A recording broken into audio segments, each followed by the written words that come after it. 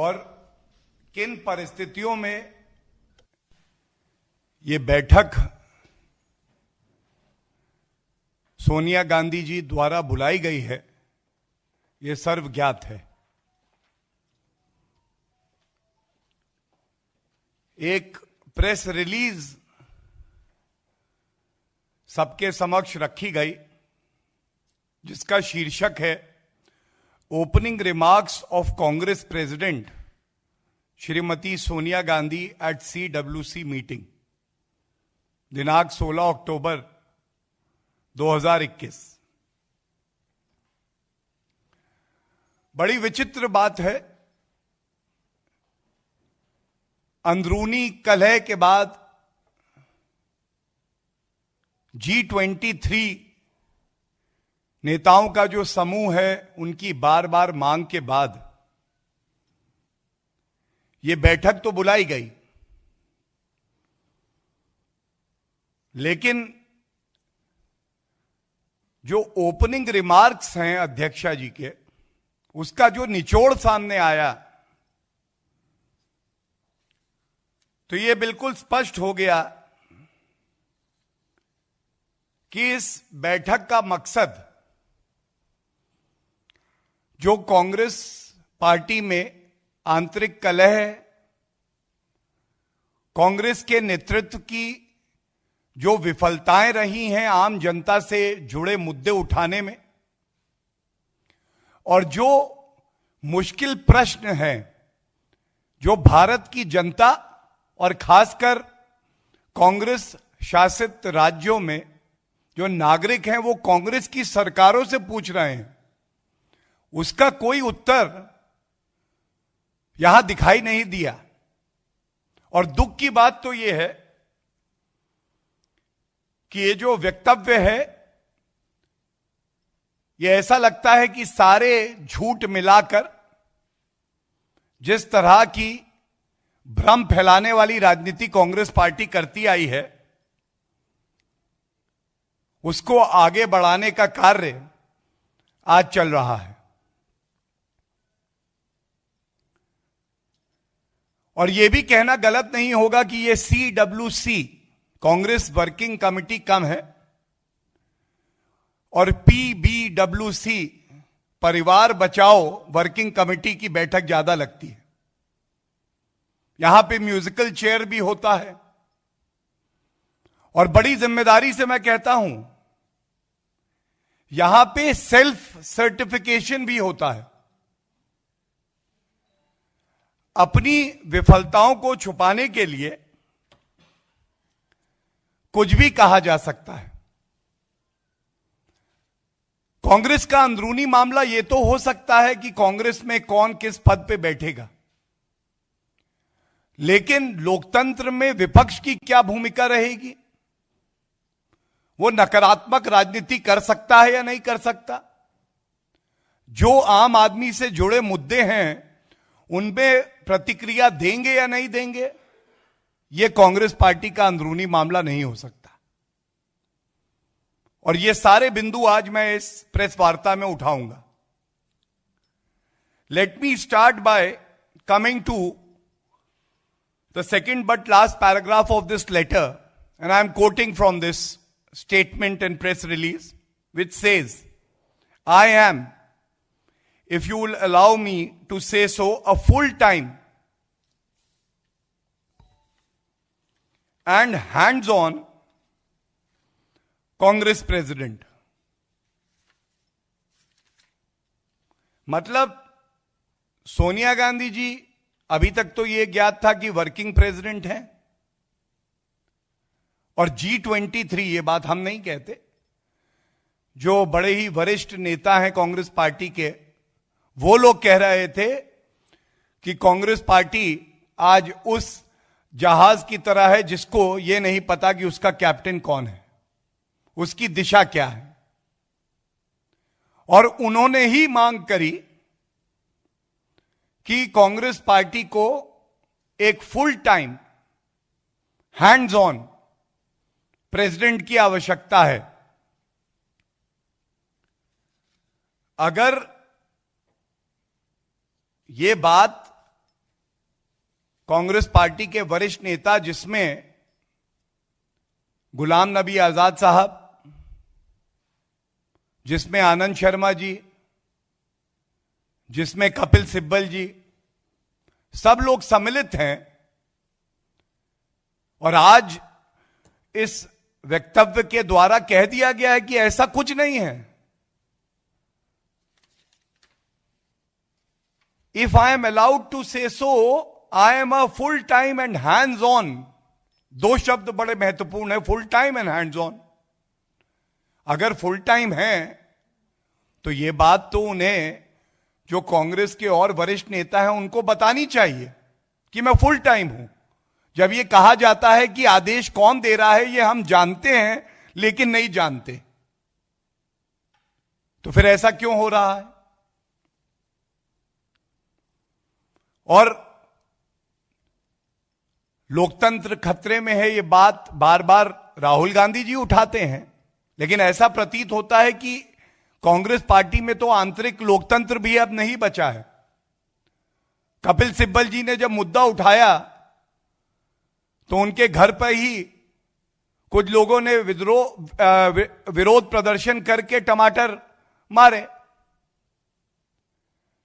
अब यह बताइए, हैंड्स ऑन अध्यक्ष आप हैं, तो आपकी चुप्पी से जनता को बड़ा डर लगता है। जब आपको सूट करे, जब आपको लगता है कि हम अपनी राजनीतिक रोटियां सेक सकते हैं, तो आप किसानों की बात उठा देते हैं, लेकिन ये भूल जाते हैं कि किसानों के ऊपर लाठीचार्ज हनुमानगढ़ में हुआ, राजस्थान में। कांग्रेस शासित राज्य है, लेकिन आज तो आपने जो अपना वक्तव्य दिया उसमें कुछ इस पे चर्चा नहीं हुई। ऐसा क्यों है सोनिया गांधी जी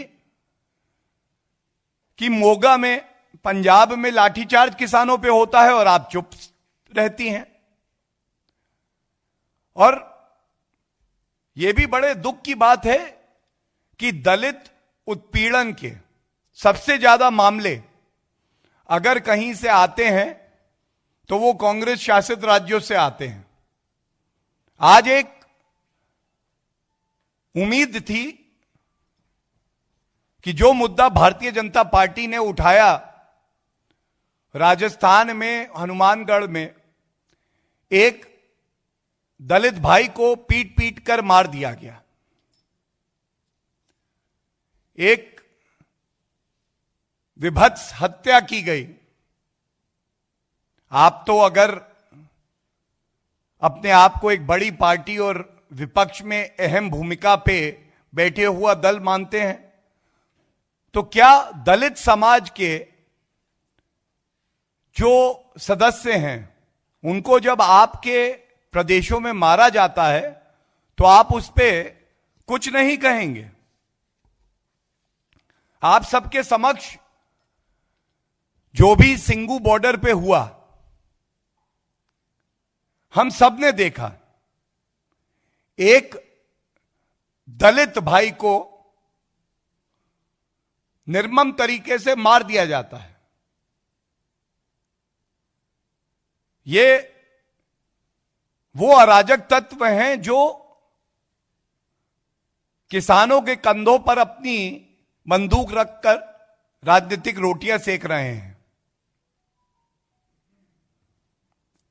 क्या ऐसी तालिबानी सोच की एक घटना सामने आती है और इतना भी समय नहीं है कांग्रेस वर्किंग कमेटी में कि वो इस पे चर्चा करे और बताए देश को कि क्या कांग्रेस पार्टी आज तालिबानी सोच के साथ खड़ी है?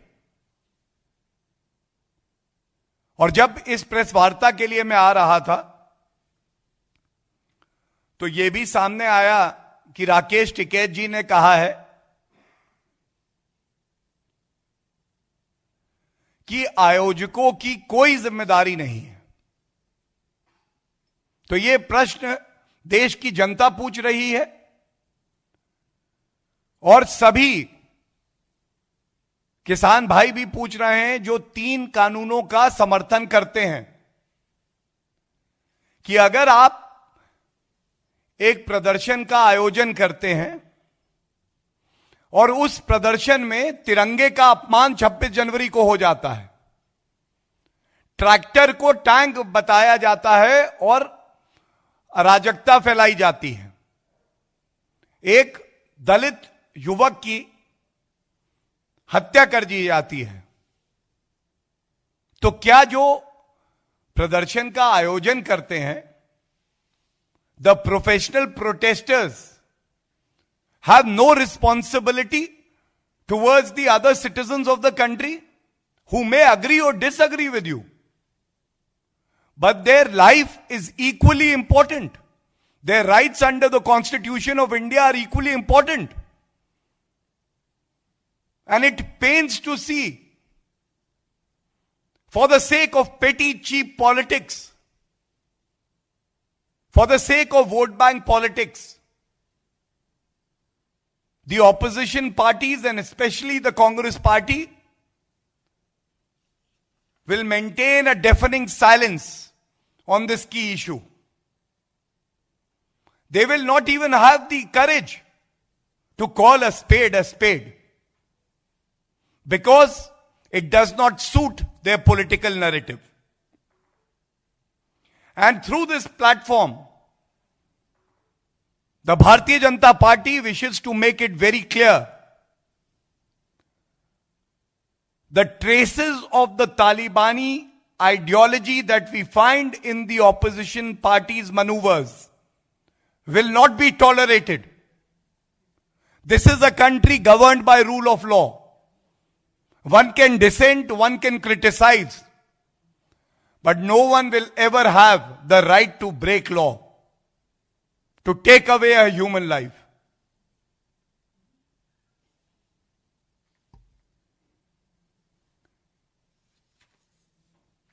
इस मुद्दे को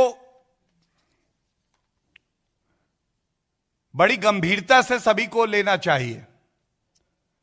सर्वोच्च न्यायालय ने भी यह कहा है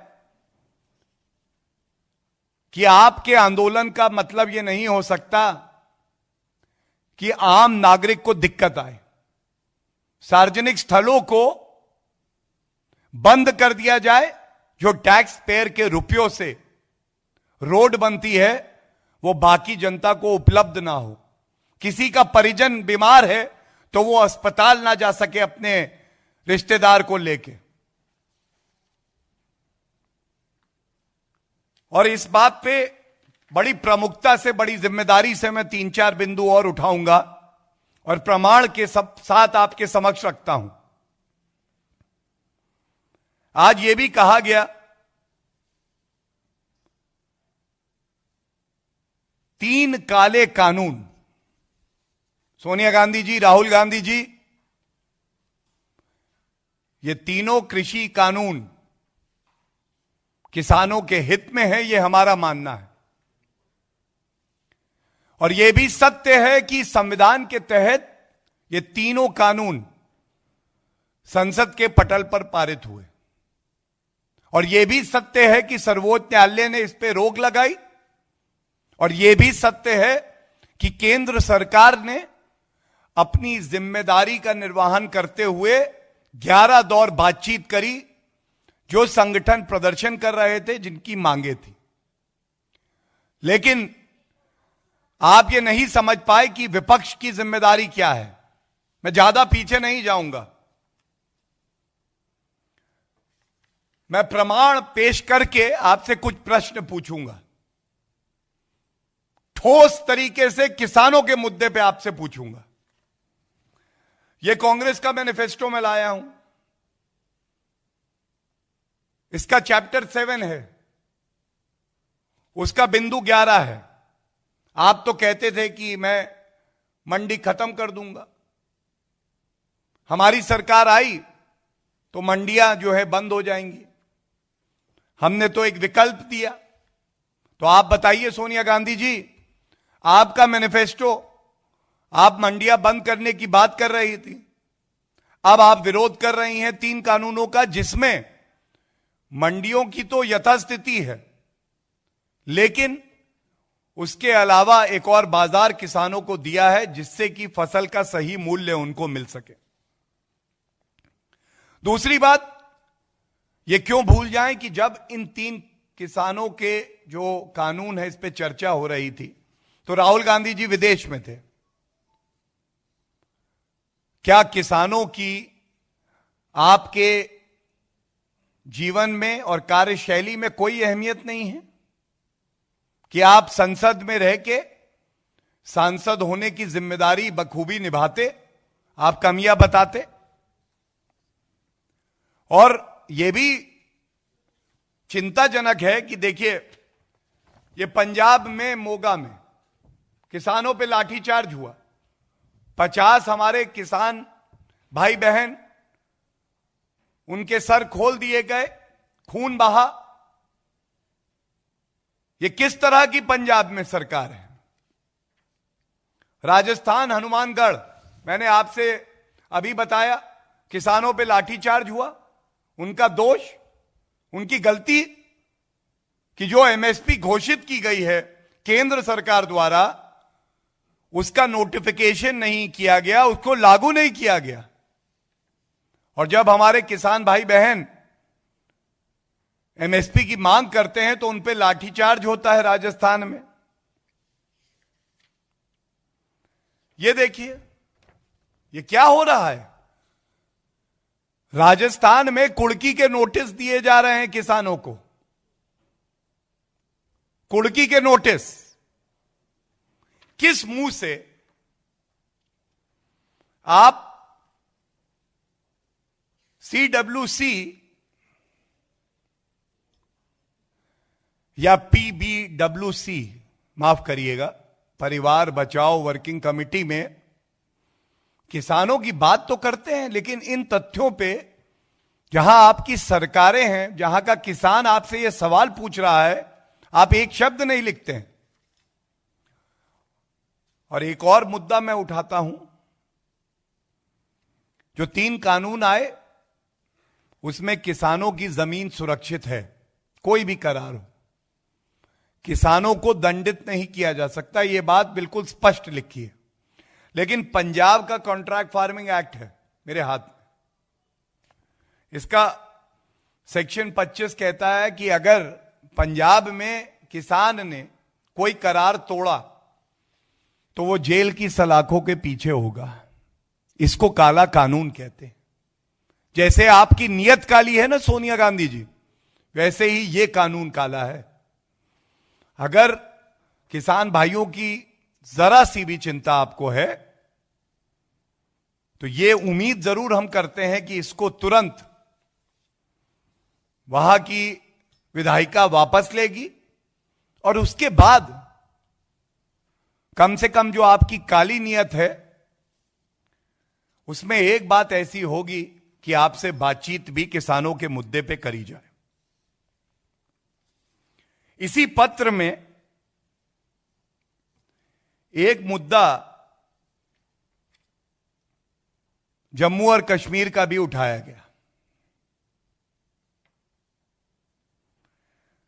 लेकिन विचित्र बात है, पूर्णकालिक अध्यक्ष सोनिया गांधी जी जब कश्मीर में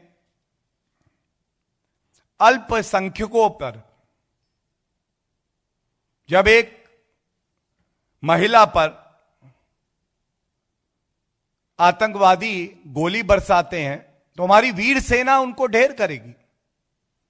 हमारी पुलिस के जाबाज अपनी जान पे खेल के नागरिकों को सुरक्षित कर रहे हैं। अनुच्छेद 370 हटने के बाद कश्मीर में तिरंगे का सम्मान हो रहा है, विकास की धारा पहुंच रही है कश्मीर के नागरिकों तक। लेकिन जो राजनीतिक गिद्ध दौड़ दौड़ कर, भाग भाग कर लखीमपुर पहुंचते हैं, वो लोग जरूरी नहीं समझते हैं कि एक बार कश्मीर जाएं सोनिया गांधी जी, राहुल गांधी जी, प्रियंका वाड्रा जी। और जिस तरह से भारतीय जनता पार्टी शोकलिप्त परिवारों के साथ खड़ी रही है, विपक्ष की भी यह जिम्मेदारी है कि आप दिखाएं कि जहां राष्ट्र सुरक्षा की बात आएगी वहां पर सभी दल, सत्ता पक्ष और विपक्ष, दोनों एक साथ खड़े होंगे। लेकिन ऐसा हुआ नहीं। और क्यों नहीं हुआ? क्योंकि डर है कि अगर हमने कश्मीर में अल्पसंख्यकों के आंसू पोंछे तो जो वहां पे एक धर्म विशेष के बहुसंख्यक हैं, कांग्रेस पार्टी जिसको अपना वोट बैंक मानती है, वो खिसक ना जाए। तो लाशों पे राजनीति करना अगर किसी ने सही रूप में परिभाषित करके अपने चरित्र में उतार लिया है तो वो कांग्रेस पार्टी है। और आप देखिए किस तरह से झूठ बोला जाता है। ये कांग्रेस का झूठ उजागर करने का भी समय है।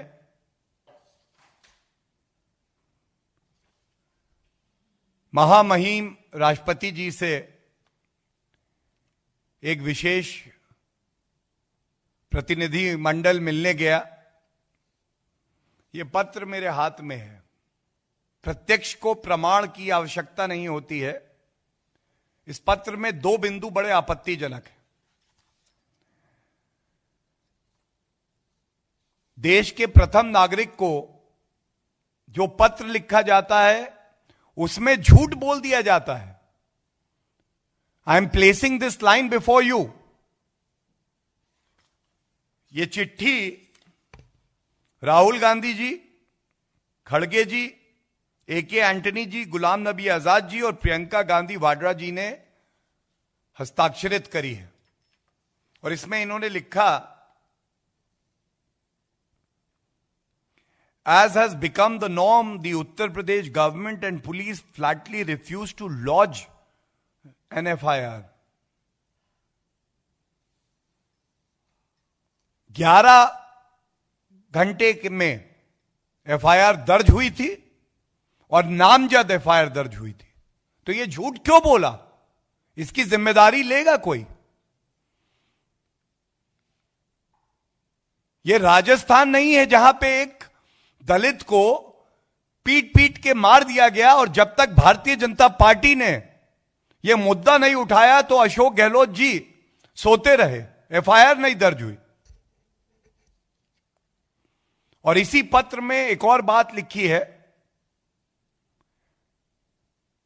बड़ा ही दुखद था कि 4 किसानों की मौत हुई और सख्त कार्रवाई हो रही है योगी जी के निर्देश पे। लेकिन 4 और हमारे ही भाई थे जिनकी जान गई। इस पत्र में केवल 4 लिखा है। बाकी जो 4 नागरिक हैं जिनके अपने अधिकार थे, जिनको मारा गया, उनके बारे में कांग्रेस पार्टी कुछ नहीं कहती, क्योंकि उनके सेलेक्टिव पॉलिटिकल नैरेटिव को यह सूट नहीं करता है। तो यह सुविधा की जो राजनीति कांग्रेस पार्टी कर रही है, यह कितना उचित है? एक मुद्दा विदेश नीति का भी उठाया गया।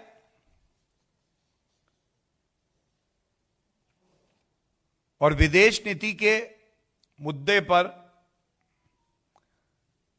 जब भारतीय जनता पार्टी विपक्ष में थी तो हमेशा परिचय दिया एक जिम्मेदार विपक्ष का। राष्ट्र सुरक्षा के मामलों में कभी भी भारतीय जनता पार्टी ने ऐसा वक्तव्य नहीं दिया जिससे कि भारत की अखंडता को चोट पहुंचे। लेकिन चाहे सर्जिकल स्ट्राइक्स का प्रमाण मांगना हो, उसको होम ग्रोन टेररिज्म पुलवामा हमले को बता देना हो, बालाकोट एयर स्ट्राइक में अपनी ही सेना पे सवाल उठाना हो, गलवान वैली में देश के यशस्वी प्रधानमंत्री को सरेंडर मोदी कह देना, यह सब दिखाता है कि कांग्रेस पार्टी की आज मर्यादा की कोई लकीर नहीं है। वो किसी भी हद तक जा सकती है। और यह तब है जब अभी कुछ सप्ताह पहले ही क्वाड समिट हुई, अमेरिका के राष्ट्रपति के साथ आमने सामने श्री नरेंद्र मोदी जी की बातचीत हुई। यूनाइटेड नेशन जनरल असेंबली में अगर किसी ने मजबूती से पूरे विश्व को दिशा दी और कहा कि आतंकवाद को समाप्त करना हमारा उद्देश्य होना चाहिए, तो वो श्री नरेंद्र मोदी जी। और यह भी बात कोई नहीं नकार सकता कि जिस तरह से यूपीए और कांग्रेस की सरकार में भारत के जो बॉर्डर्स थे वहां पे इंफ्रास्ट्रक्चर का डेवलपमेंट नहीं होता था।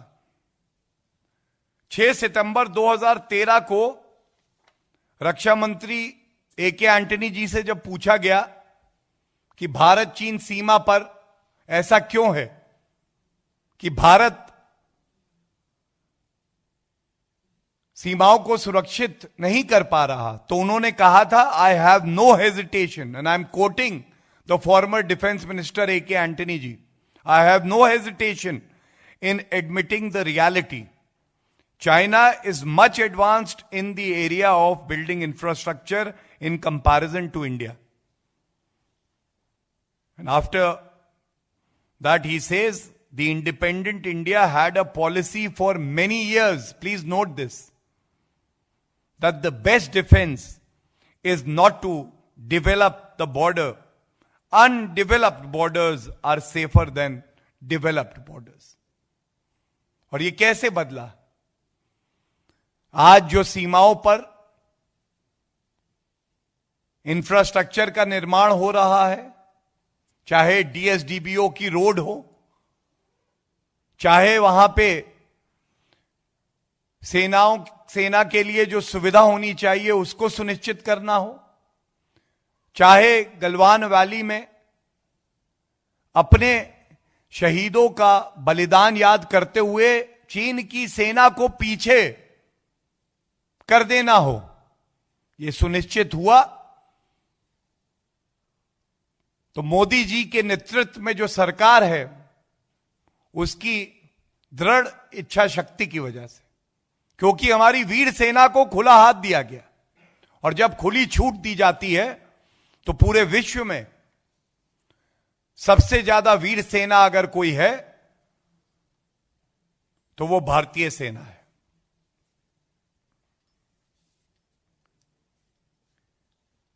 मैं इस प्रेस वार्ता में ये जो तमाम अहम बिंदु हैं ये मैंने उठाए। इसके साथ बस एक बात और कहूंगा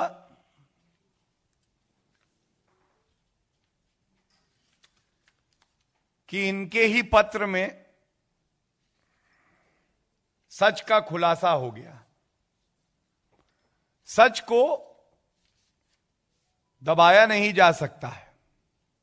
इनके पत्र में शुरुआत में ही कांग्रेस पार्टी लिखती है, welcome to all of you, I have been wanting to have this meeting ever since parliament was adjourned, now that all of us are doubly vaccinated.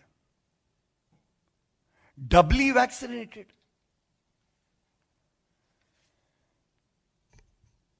Bharat की सरकार कुछ करती नहीं है, कांग्रेस शासित राज्यों को वैक्सीन मिलता नहीं है, कोवैक्सीन भारत की जनता के लिए खतरनाक है, लेकिन बहुत कम समय अवधि में कांग्रेस वर्किंग कमेटी के सभी सदस्य डबली वैक्सीनेटेड हैं।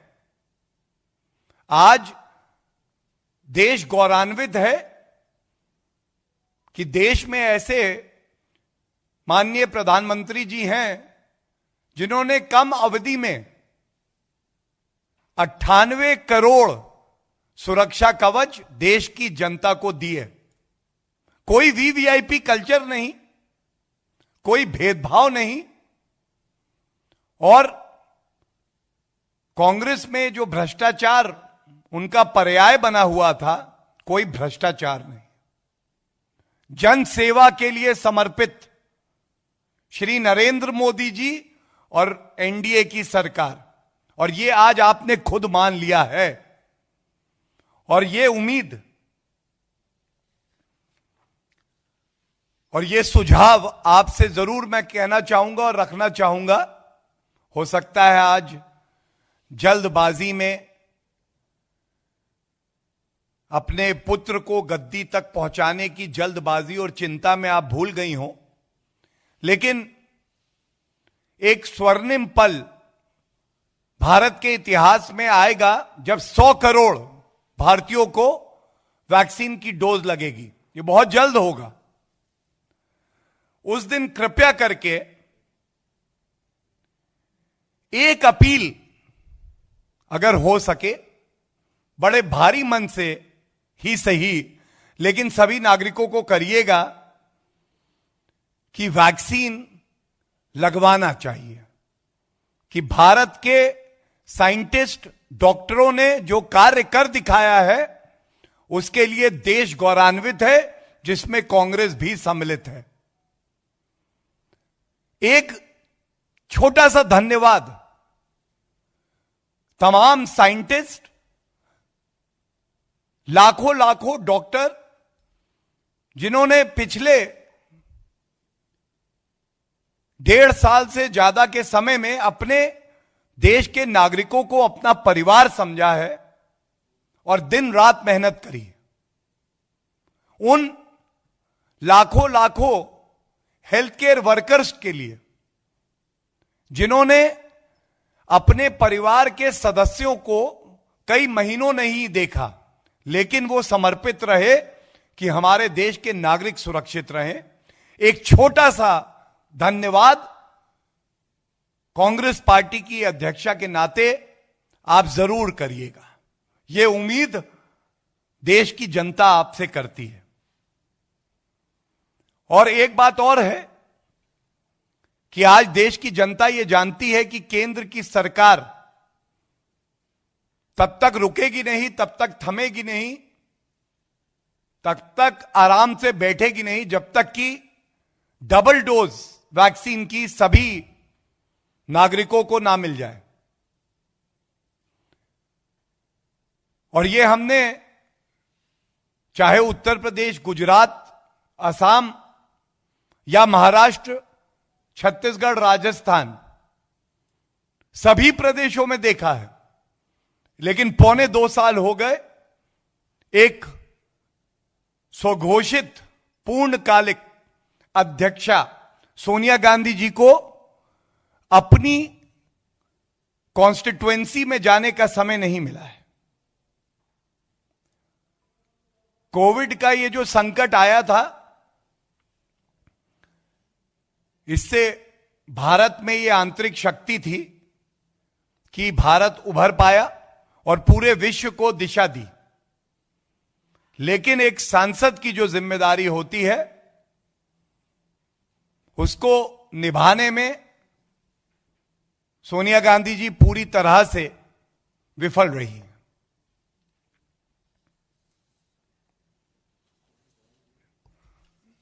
धन्यवाद।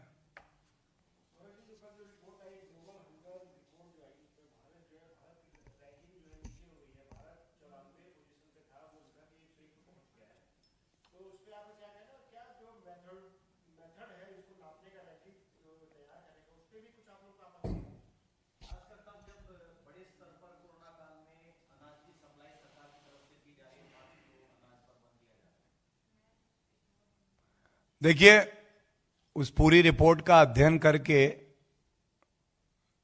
किस तरह से ये रैंकिंग करी गई है, क्या तथ्य हैं वो तथ्य सही हैं या नहीं, इस पे एक विस्तृत टिप्पणी की जा सकती है।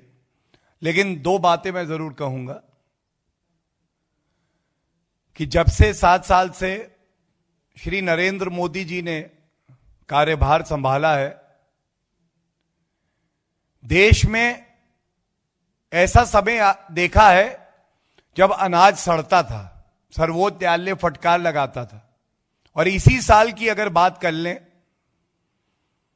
तो किसानों ने अति परिश्रम करके रिकॉर्ड उपज करी है और उसके बाद रिकॉर्ड खरीद और रिकॉर्ड भुगतान भी किया गया है। यह दर्शाता है कि अनाज की कमी एनडीए सरकार में नहीं होगी। और दूसरी बात, 100 साल में ऐसी पैंडेमिक कभी नहीं आई और इस कठिन समय में 80 करोड़ भारतीय नागरिक अगर 10 महीने से ज्यादा का अनाज मुफ्त पाते हैं तो वो केंद्र सरकार की सोची समझी एक जिम्मेदार नीति के तहत पाते हैं। और आगे भी जो भी कदम उठाने होंगे ये सुनिश्चित करने के लिए कि विश्व की इस महाशक्ति जिसका नाम भारत है, यहां कोई भूखा ना सोए, ये जिम्मेदारी हमारी है और इसको हम सुनिश्चित करेंगे। धन्यवाद। Any other question?